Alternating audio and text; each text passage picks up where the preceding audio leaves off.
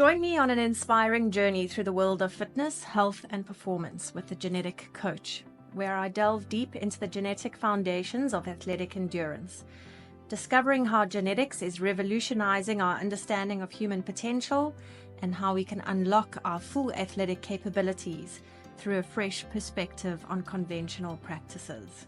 Welcome back to another episode of The Genetic Coach. I'm Di White, your host, and this week we've got something exciting in store. In previous episodes, you've been hearing about how genetic testing can help us figure out what kind of changes we need to make to our training strategies, food and lifestyle choices, and supplements to get the best out of our unique bodies. But much of it has been the theory, and I wanted to take the theory and start applying it to real-world examples so that you can all get to grips with why genetic testing is becoming more and more accepted as a crucial interpretive tool for assessing an individual, be that for specific medical reasons or for just general health, and perhaps fitness and longevity. But genetic testing can be like the light being switched on in a dark room. You can stop bumping into the furniture on your way to opening the window. And I'm so grateful to have Annelie Smith joining us again today to run through a real-life case study of an ultra-endurance runner. And if you weren't with us last week and you're not quite sure who Annelie is, let me give you a brief rundown of her bio, which is pretty impressive, I must say. Annelie heads up the clinical and mentorship team at 3x4 Genetics. She is an accomplished certified functionally trained clinician who has spent more than 25 years in clinical practice and the wellness industry, getting experience in many different applications of clinical and functional nutrition. This includes highly specialized nutrition interventions for critically ill patients, wellness and resilience support for executives, and enhancing sports performance for elite athletes and sports teams. She has been involved in the field of nutrigenomics for more than 20 years and has translated thousands of genetic reports into clinical practice. She has also been heavily involved in the development of 3x4's gene-informed fitness app called GeneFit, and is herself a long-distance swimmer. So with all of that, she is highly qualified to give us a real good rundown of a case study today. And with that, I say welcome to Annelie. Thanks, Di. Right. Can you just give us a brief sort of rundown or summary of the person that we're looking at, the case study today? Why were they thinking about doing a genetic test, and what were their concerns? Great, thanks, Di. So we are going to talk about a 52-year-old male that came to see us for genetic testing. And I'm going to give you a bit of a history of why he came to see us. So he was diagnosed with a great type of cancer and was coming to the end of his chemotherapy and wanted to start getting back into his active lifestyle. So he is actually used to be, before he started with the treatment, he was doing ultra endurance runs. He told us that he had already done 5 of these 100-kilometer runs. Those in are his life. hectic. It was also interesting. He was living in a farming community, or is living in a farming community, and he's a fungicide distributor. So just thinking of his lifestyle, he had exposure to some toxins in that. Mm-hmm. But he was a healthy guy before his diagnosis, and he was coming to the end of his treatment and wanted to start ramping up his treatment. Okay, so did he have any other particular medical concerns, or was he just interested in his genetics? Did he think that genetics was going to give him sort of a better perspective on what kind of strategies he could start implementing to better how he was currently living, or the medical concerns that he had? Yes, so he, like I said, he was very healthy, but he did have a history of high cholesterol, and that ran in his family. A history of high cholesterol and also cardiovascular disease ran in his parents and grandparents had some issues with that. Okay. So let's get into it then. What were his results? So in our genetic test, the things that we start off with is looking what happens on a cellular level, and then we look at what's happening in system wise, and then of course what we can see in his training and activity response. So if we start off with what happens on a cellular level, the one thing that there was a lot of genetic variation, and we talk about a high impact, was the oxidative stress pathway. So oxidative stress is when you burn energy, and this oxidation that happens in the cells to generate energy, so you burn oxygen, can then cause damage to the cells. It's just a part of natural living. So we create these free radicals, and that needs to be neutralized. So we could see that genetically the ability to neutralize that was impacted. Okay, so when you say it was a very high impact for him, this was almost, if I can put in inverted commas, a problem area for him, was that his body created a lot of these free radicals and his body wasn't able to cope with getting rid of them. Yes, potentially. So when he did ultra endurance events, for instance, you can imagine you create quite a bit of oxidative stress, all Yes, that yes, training as well as the actual event. yes. And then also thinking about something like cancer, where we always think about what are all the things that contribute to the development of cancer cells, and oxidative stress is one of those things. It's Yes. something because you have the cell damage, and then the damage causes this progression potentially. Right, right. Okay, so that's his oxidative stress was a big problem. Well, was a area of concern for him and something that he needed to focus on supporting. What other things did the genetic test pick up? So other things that we picked up was that he also had impact in connective tissue, so collagen and joint formation. So how it is the or the remodeling of the connective tissue. So again, if you have high impact exercise, that will be accelerated. So you need to take care of that, and also the breakdown could potentially be quicker, and that in itself can cause inflammation, for instance. There's a lot of damage, and the oxidative stress that we talked about can also cause inflammation, and together with all this inflammation can cause more damage. So it's a little bit of a vicious cycle Yes. between the inflammation and oxidative stress. So that was something we would really want to focus on. He also had genes that impacted his glucose insulin regulation. So that was something we could keep in mind for his training again, to see that we ensure that he eats correctly to keep that regulated. High levels of insulin can also cause inflammation, so that is always something we think about. But the main thing that we would really want to focus on was his cardiovascular health. Okay. So he knew he had high cholesterol, but when we did his genetics, there was a lot more going on. He had genes that particularly increase his cholesterol. They inherited from both parents, so we call it a homozygous. So he inherited from both parents. But what's also important was that we found out that he had high potential for blood clotting. And Wow. that was something that he obviously didn't know, because often you only find these things out when it happens When to it's you. too late. Yeah, yeah. Okay, so that all those factors are compounding factors for a high risk scenario potentially. Yes, and remember I said in the beginning that he's 52 now. So His age was sort of playing against him. yes, and when we look at the research and literature, when you look at older runners, the potential to recover from these long distance is maybe a bit slower. So that Yes, was something definitely. we obviously want him to exercise, because that's really important for his cardiovascular health. But we want to make sure that it's done in the correct way. And doing this test really helped us to see where we want to focus and how we want to do it. Right.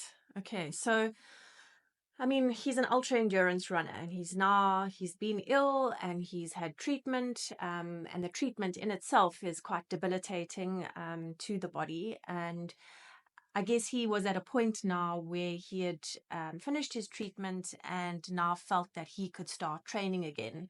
But he needed to go about his training in a different, more intuitive way to make sure that he looked after his body in the process. Because I think, when we're younger and we've got an interest in a sport and potentially in an ultra endurance type sport like this ultra running, for instance, when we're young, we can go out and we can just hit those trails and we run, and we don't kind of have a second thought to, well, what may be happening in my body? What do I need to be careful about?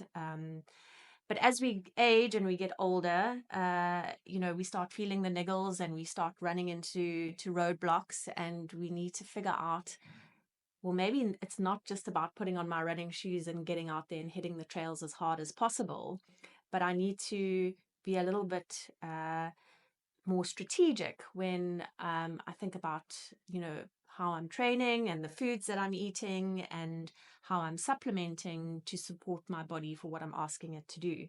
So essentially, this is the point that this guy is at the moment. So Yes, exactly. So he ran so many of these. I mean, it's exactly that. When we asked him about injuries, he's like, "Oh, not really." And of course, he hasn't run a big race before. But I think sometimes when you're faced with mortality a bit, so a cancer yeah, diagnosis, often people have these big goals to, when I'm finished here, this is what I'm going to do. But he yes, was quite sensible to think, let me get some advice and see what would be important for me to stay healthy now, or to not have, but also it was a really good decision to also then look at genetics, because we always say you can only treat it once it happens. yes, So he didn't want to start running and think, why am I getting injured? Oh, maybe it was the chemo. Yes, yes, maybe because he was exposed to more toxins now, yes. but the genetics definitely would start playing a role. Yes, yes. Okay. And just a quick question on the glucose insulin part that you mentioned. Did that mean that he was maybe susceptible to developing type 2 diabetes later on, if he wasn't managing how, he was eating and training, and how important is that if you've got if your genetics pick up that you've got a problem in that area? Exactly. So sometimes you hear of people who are seem generally healthy, they're active, they maybe have a bit of a sweet tooth. And often when you have those genetics, that's what happens. You get these sweet cravings. Or maybe because of his running, he would eat a lot of sugary Carbohydrates, things, yeah. carbohydrates, and he wasn't aware that he has this predisposition. He didn't really know of any family history, but sometimes just the combination of what you inherit from both your parents, now you are at a higher Mm, risk. And you often hear this, that, oh, nobody's in my family is diabetic, and what happened? So yeah. that was something exactly. So these genes that we test are the ones that's associated with a higher risk for developing insulin resistance that can go on to Wow. develop diabetes. Okay. So that is important. So now he knew this was something. When we again look at his diet, when he starts training, what type of food is he eating? And we could also make Yes. sure we look at preventing that. Yeah, because I think a lot of the time with athletes, they think, well, I'm doing all this training and I'm doing these events, I'm so fit, I must be healthy as well. And I must say, in my experience in dealing with some high level elite athletes, and when we've actually gone into medical testing and sort of blood testing, we've actually found that some of these athletes have had very high cholesterol, for instance. And there they are thinking, well, I'm a fit, healthy athlete. I've got nothing to worry about. But yet, if you dig a little bit deeper, you may see that they've got something like high cholesterol. And that's why a lot of these disease states are called, silent killers, because you just don't know that they're there. And this is where I think, genetic testing just really, as I said in my intro, just puts that light on, and gives us a whole different perspective on where we should be directing our focuses. So let's just get on to his activity profile in his genetics. What did it show in terms of his training response and power and endurance? So that was very interesting to us as well. When we look at activity, there are five things we look at. We look at how you respond to power training, Mm-hmm. endurance as well. So sort of genetically, how when you start training, which of those activities would you maybe respond to quicker? Mm. We also look at your injury potential. So recovery, how long it takes you to recover. And the last one would be training response. So and we know that it's how you respond to training, the increase of your VO2 max and which is a measurement of fitness, is very much related to genetics. Yes. So in his case, he had very high response to power. So that was his highest impact, we call it pathways. Then he also had low in endurance, which was very interesting. Interesting that he chose an ultra endurance sport to participate in, but yet he had low endurance genes. Yes. So, Also okay. his training response, so that would mean that it takes Yes. him longer, so that was also low. And then his injury impact was high, so he had a higher potential for injury, and he had high impact in recovery, which means he takes longer to recover. Yes. And in terms of recovery, the type of things that would impact recovery would be things like oxidative stress, inflammation, and that was so now and I think what probably happened with him in the past, like you were saying, when he was younger, he found out what works for him, what doesn't. But now going back from taking a big break, this was really important for us to help him train correctly to Yes. also keep him healthy. Yes. So let's just dig in a little bit deeper into this activity pathway. We can see that he's got a low training response, and that means that his fitness would take longer to improve with training. So he would have to be very deliberate and very consistent in his training to see improvements in general fitness. And how do we measure general fitness? We measure it by, VO2 max, which is the maximum amount of oxygen that your body can use in intense exercise. And that's a gold standard measurement. And that's what most people will see on their smartwatches. And as you train, it will tell you how your VO2 max is improving. Now, VO2 max is a very important predictor of all cause mortality, isn't it? So Yes. this guy now there's sort of a double-edged sword here, because now he's got high cholesterol as a risk factor. Yes. But now he's also being told, well, you've got a low training response. You're going to take longer to improve your VO2 max. But your VO2 max is actually very important for your general health. Exactly. So that's clinically, isn't it? So we know in people genetically, and there's some really great clinical studies that shows when you have this type of profile, we have slow response or a reduced response to training, that it's even more important for you to train. Yes. Because it's the cardiovascular fitness that's important. And like you say, he's got this predisposition now genetically to develop cardiovascular disease. It's he had blood pressure potential, high blood pressure potential, blood clotting, cholesterol, this repair of the vascular. So that is all there. And then he also has somebody who responds to it. Luckily, he actually has been training for a long time. Yes. So he was a fit guy. So we just want to get him back there. But I mean, I think that just highlights that if we just put his getting back into ultra trail running or endurance running, put that aside for a minute, it was just important for him to start exercising again post chemo treatment, and to really be consistent with doing some kind of training on a regular basis each and every week, just for his health outcome, regardless of his fitness as Exactly. And what would people normally do? You can maybe tell me. So maybe he goes back, he starts training, and he's looking at his smartwatch and he's, oh, my VO2 max is not improving. Let me train harder. Yes. Or let me increase. And now he's not recovering. Yes. And he's just feeling worse again, and he could be stuck in that vicious cycle. Yes. So let's have a look. So it says he's got low endurance, which means he doesn't respond very well to low intensity type of training. And typically, if you're doing ultra running, a lot of your training would include low intensity, long distance running. Yes. And if that was what the majority of his training protocol was made up with, it would mean that it would take him much longer to see improvements in VO2 max. So if we swing back to his power profile, we see that he's got a very high power profile, which means that he responds really well to high intensity strength and power anaerobic type workouts. And so we would see from his genetics that he would probably do much better by incorporating more power type, anaerobic type workouts in his schedule to get the best VO2 max outcome, or response, and increase in fitness. But we've got to just be careful. We've got to look at his injury and recovery pathways. So this is where it becomes really interesting. And there's like this balancing of the scale that has to take place.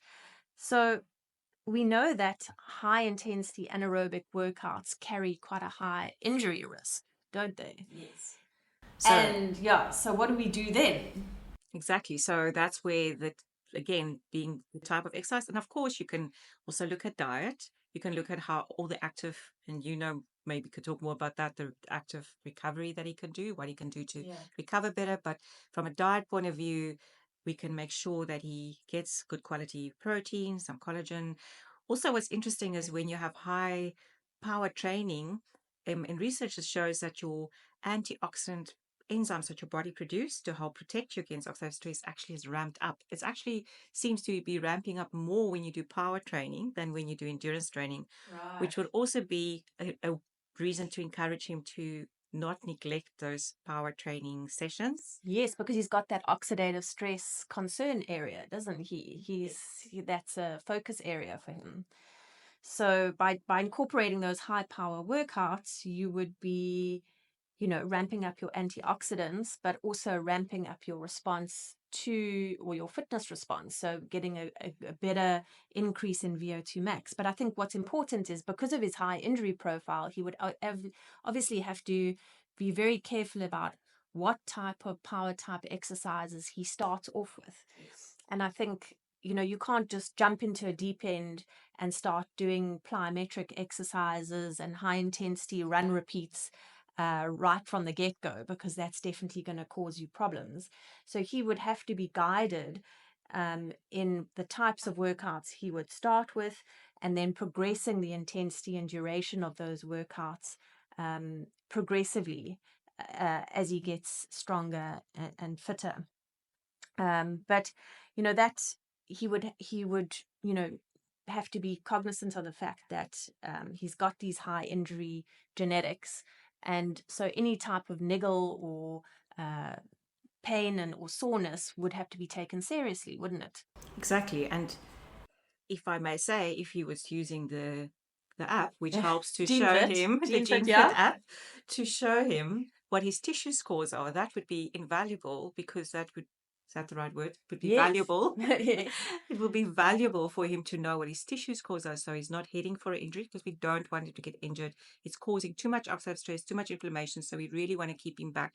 And it would also mean that we can really guide him in his diet to make sure that he eats foods that helps to reduce the oxidative stress, reduce inflammation, not push up his glucose too much, because that's a Yes. problem. Yes. And then his tissue scores, and you can also then see when he's overloaded, or when he can actually push a bit harder. Yes. Okay. Now, so GeneFit would be able to give him all of this. As he starts training, GeneFit would track his fitness scores to make sure that he was optimally loading himself and not doing too much or pushing too little. So getting the best out of his training, but it would also give him injury alerts. So if at any point he was doing the type of training that he was doing was predisposing him to high risk of connective tissue or muscle damage, the app would alert him to that. And then the app would also give him on a daily basis lifestyle and nutritional tips to help him regulate or support the areas of concern. So could you just maybe give us some examples of the like the food stuffs that he would be encouraged to eat for his oxidative stress and his injury predisposition? Yes. So also, just to backtrack, sometimes when people undergo cancer treatment, they're often told to go on a vegan diet, or there's always often these extreme diets. And so that's also maybe something to keep in mind. He was sort of trying to be more vegetarian at the time, but we want to get him back now to eat quality protein. to make sure he gets enough of that for his connective tissue, even if we do it from plant sources, but that would be important. And then in terms of his oxidative stress inflammation, we focus on a group of foods called polyphenols. So Yes. polyphenols are your beetroots or beets, pomegranates, cherry, blueberries, those type of foods, and olives, olive oil, nuts and seeds. They all contain these nutrients that help to protect you against oxidative stress. What they actually do is they activate chemical process or biochemical process in the body that switches on genes, that switches on these antioxidants. So we call it nutrigenomics. It's really a new field. So instead of trying to throw things at the body, which are really end products, we are giving him nutrients that activates specific protective mechanisms in his body to help protect him against oxidative stress. Something like broccoli, or we also talk more about broccoli sprouts, contains a nutrient called sulforaphane. There's a lot of talk about it. You can also sometimes get it in supplements, and that is a very potent nutrient that switches on genes, that helps to switch on your antioxidants that your body produces itself, because that's much more powerful than trying to just take it as a supplement. Yes. So that was important. And the other thing that I also want to mention, we test caffeine, your response to caffeine. Yes. And so he was somebody who metabolizes caffeine slowly, and it could also potentially be causing more side effects if he has too much of it. So we could also tell him, or he could definitely still take it, but he would have to take it way before he needs it. We know it helps to delay fatigue. It also helps a little bit of focus. So we could also give him an idea of how much and when to take his caffeine. Okay, but that's important as well. I think, a lot of endurance athletes drink a lot of coffee. Yes. And it may not necessarily be so good for them to drink a lot of it. And in this case, it would probably be more about strategic intake of caffeine for when he really needed it. Yes. As opposed to just drinking it all the time or Exactly. supplementing with it all the time. Because remember, if you have this specific response to caffeine, when you're a slow metabolizer, it's also been shown to be worse for you in a kind of cardiovascular point of view. So that was also something that was just important. Again, we don't say you can never have it. Like you say, we use it strategically and use it in a better way that he gets the benefit and not any harm from it. Yes. Okay. Now, talking about supplements, what did you advise him to do in terms of actual supplements, not foodstuffs, but supplements that he could start using?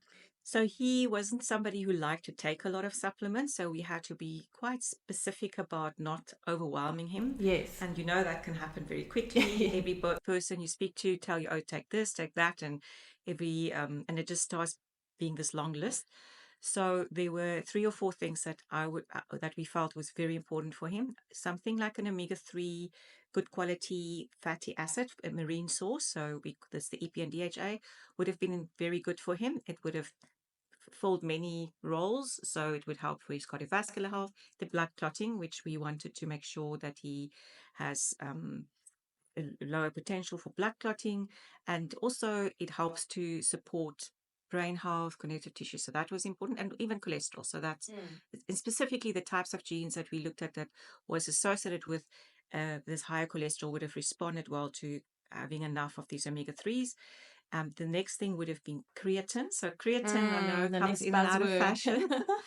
So I like creatine. It's for him also, we could also see in his training response pathway that he had genes that he needed, potentially his ability to use creatine as a in terms of his exercise was also impacted. So giving him creatine would have been an advantage already. So this is it's called creatine kinase. So it's a gene that is tested. But creatine also has been shown to be a good in terms of antioxidants. Okay. So that, and also we know in terms of power training, taking some creatine helps you respond to that power training as well. Definitely. And just, remembering that he's got that very high impact power. So he would be doing more power type training. Yes, and then there would be things like CoQ10. He was on a statin for his cholesterol, so we gave him some CoQ10, coenzyme Q10, which is also an antioxidant. So that was important for us to make sure he gets enough of that, so it doesn't impact his heart muscle when he Okay. has a reduced amount of CoQ10. And again, there's a gene that we test where we look at how the body, because the body can use sort of almost like CoQ10 is something that gets activated, and so we call it activation and or oxidation reduction, and it needs to be activated all the time. And one of the genes we look at would be the one that we can see, does he activate it sufficiently? And he wasn't. So again, so those were the three targeted supplements that would have been great for him, or is great for him. And then we could also use something like sulforaphane that I spoke about earlier, because that would have also helped overall to support these body systems and switching it on. Yes, yes. So just you mentioned something about blood clotting there, and I know when we were chatting just before we started recording about ultra endurance athletes and the risk of clotting post event, big events. Could you just elaborate a little bit more on that? Yes, so there was a study on ultra endurance events and cardiovascular health. And we also spoke about that everybody's got their sweet spot, isn't it, for exercise? You have benefit from exercise, and there's a point at which it's benefits you, and then there could be a point where it's actually could be actually harmful. Yeah. So, in terms of blood clotting, they looked at your risk of clotting post events, and your risk is the highest straight after that long endurance event. This was something, and they say that the risk goes up when people are above 45. So they had the study that they looked at the different ages, and so right after the event is when your risk is the highest. And think about, somebody might have traveled there. Yes. Everything that happens, you might have fallen, that increases your risk. Well, maybe you dehydrated. Dehydrated, yeah. So these would be things that we can just advise him. We're not going to scare him and freak him Yes. out and say, Yes. you are at risk. We're just going to advise him that if you're traveling, that you use compression socks, make sure you sort of hydrate. Hydrating, yeah. And maybe even there are supplements, they're called proteolytic enzymes. So when you have this gene, it's actually the clot doesn't dissolve. So if you form a blood clot because there's any damage, so these clots form because there's damage in the vascular system, and the clot is held in place by something called fibrinogen. It's almost like a net that covers it, and that doesn't dissolve so easily. So and that is really where the risks is. So you can use something called the proteolytic enzymes that helps to break that down. It's not a blood thinner. It's actually called something called nattokinase. So it's made from these enzymes that, if you think about silkworms make cocoons, and when they break the cocoons down, they use something called the proteolytic enzymes. That's what Wow, so it so comes these from nature, supplements yeah. are like that. So they break down the dead cells and the protein, and that is something you could use. So there's definitely things one can do.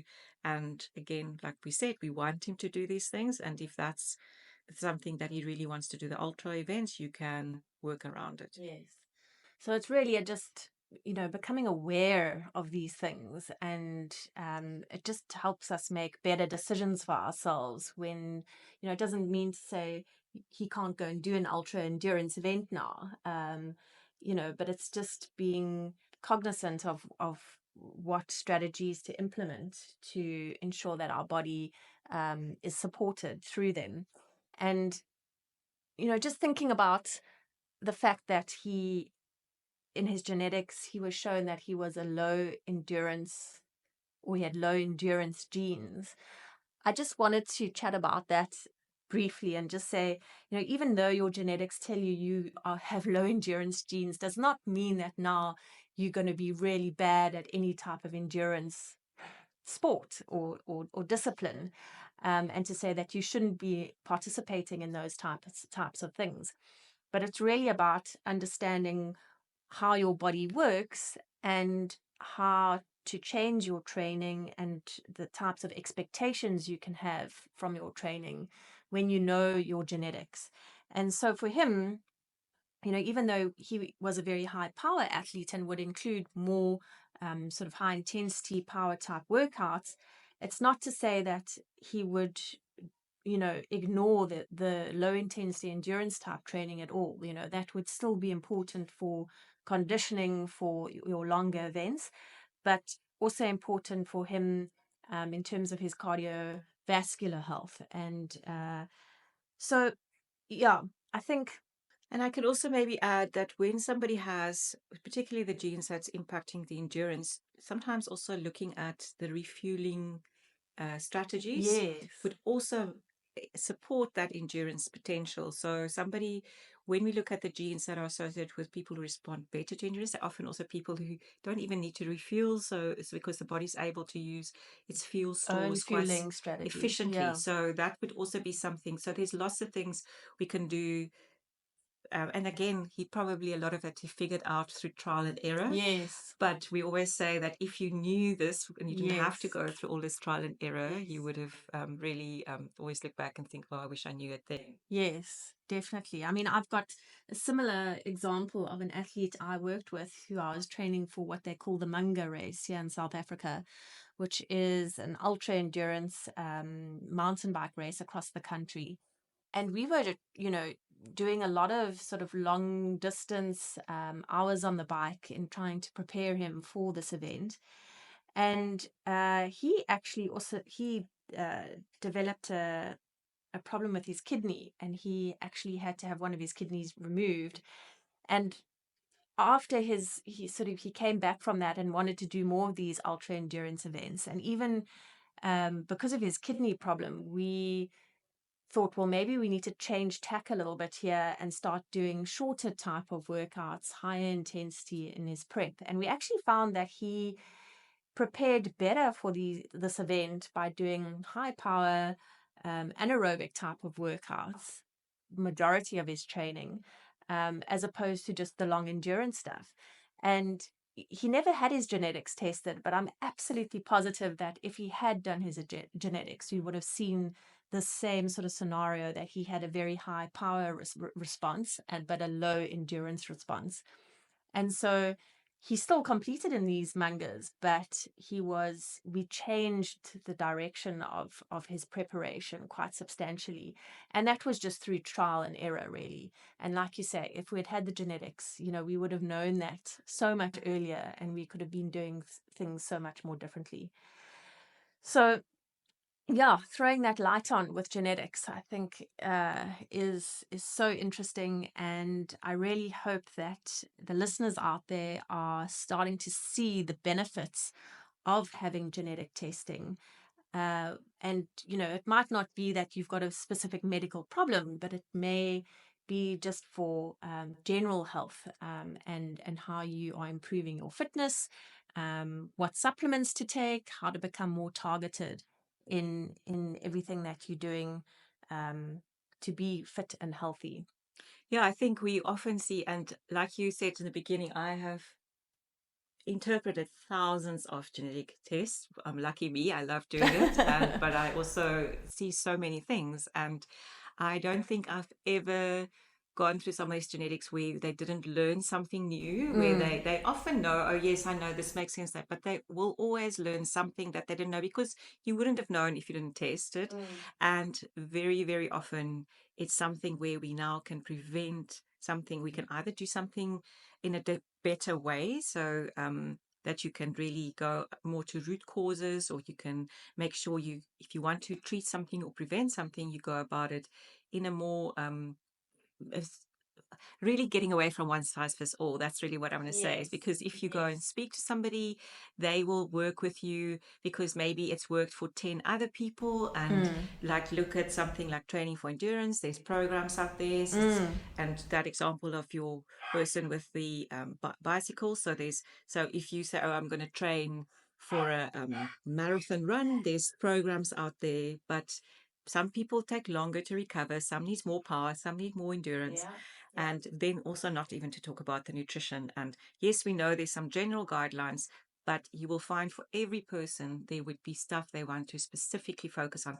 And also, you can't do everything in the book. So if you want to say, okay, what is the 3 or 4 things that are non-negotiables, then doing something like this will help you with that. I like that. And it's holistic. It looks at the whole person. It looks at your whole system and how everything is interacting with each other instead of just isolating, cardiovascular or isolating, a certain area, and just treating that. It looks at the whole person and how the systems integrate with each other, and how we can optimize them together. Yeah, I mean, sometimes people would do a test and they only look at the exercise part, isn't it? But we Yeah. have found that you can't just look at. It's like looking at this room you're sitting in. You look in the corner and say, "Oh, that's what your genetics is like." You have to look at the whole room to see what it's like. So you have to look at all the different areas, and then, like you say, it can be very holistic. Yeah. Well, so interesting. Annelie, thank you so much for the time spent. And just the last thing, have you gone back to this guy and find out how he's doing? Yes, we have started working with him, and he has started exercising, and he really was so grateful because he before he started, he sort of started getting back and he was frustrated. So he obviously tried a little bit himself. And that's often when we find people come to us when they feel a bit frustrated. And he found that he was getting strong. He also lost quite a bit of weight during chemo. So he gained a lot of that muscle weight back. And he is currently training. I think his event is coming up soon. So maybe we can give feedback how it went. Yeah, awesome. Well, it's wonderful. It must be a wonderful feeling that you're making differences in people's lives, through this information. And yeah, we just want to encourage those that are listening, that, genetic testing could be potentially something that could change your life. And definitely look into it if it's something that interests you. Thanks so much for joining me, Annelie. And yeah, we hope to see you all next week when we have something new and exciting to share. Thank you, Di.